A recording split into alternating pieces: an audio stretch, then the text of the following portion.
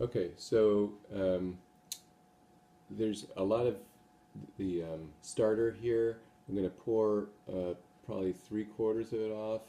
I had refreshed it yesterday with what was left over from the leaven, and so I'm going to pour off maybe to here. And what I do is I pour it down the toilet.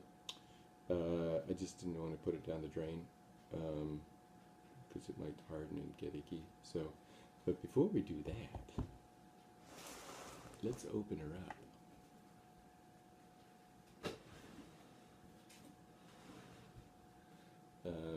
One of the fun things is seeing what the crumb looks like. You know, they talk about a tight crumb and an open crumb. This is probably going to be pretty loose. It's going to be gorgeous.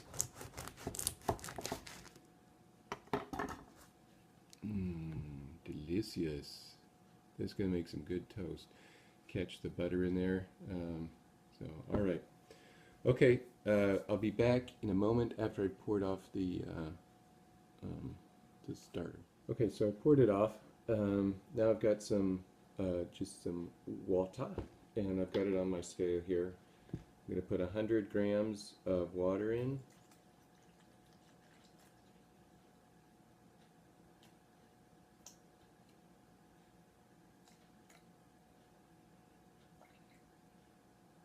Here's 100 grams. And then 100 grams of flour, but it's whole wheat flour, 50-50 whole wheat flour and all-purpose flour. So just you weigh, you know, I mix this ahead of time, so I've got a store of it, like 300 grams, and then I just keep it, and then when I need it, I use it. And it's best to, I mean, ideally you're refreshing at the same time every day, once a day. It can survive for a week. It gets a little crusty, but you just scrape the crust off, and it's good. But if you're not going to use it for a week, you could put it in the fridge, and it just gets a little thick, but it's perfectly good. And then you can refresh it once a week if you're not going to be cooking. If I'm going to be cooking, I'll take it out, sort of revive it for a day or two before I start using it. So now you just mix. I always mix it with my hand, just like a little blender in there, and get mixed up in the bottom, get the sides, and you know it does get a little bit gunky around the side. It's not an issue.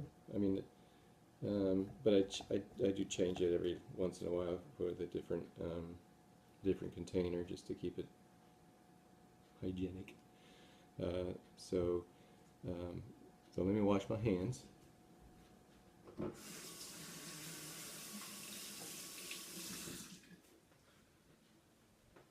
And you'll get used to this consistency. I mean, it's you know, it's viscous, but it's not. It's like a thick batter. And so that's that.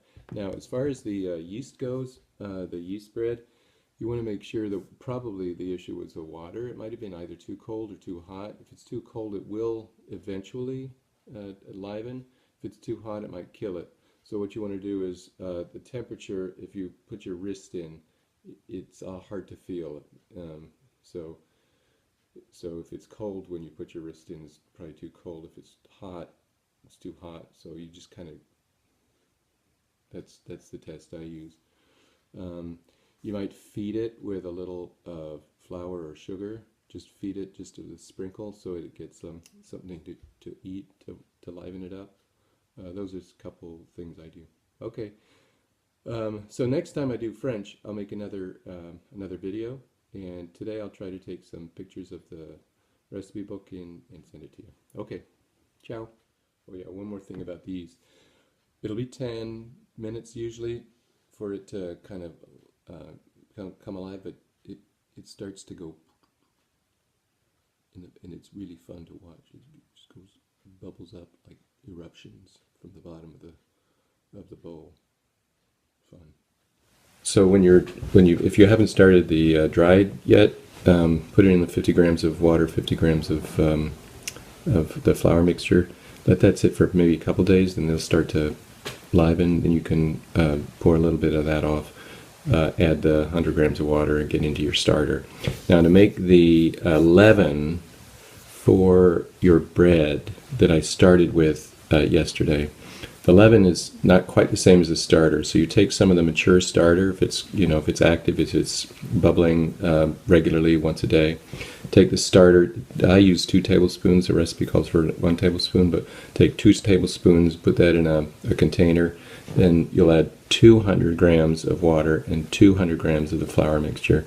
Mix that up. Let it sit overnight, and by the morning it'll have a nice sort of pillowy.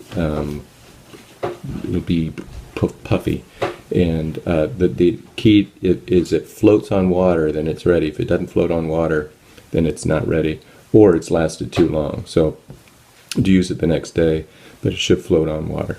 Okay, ciao.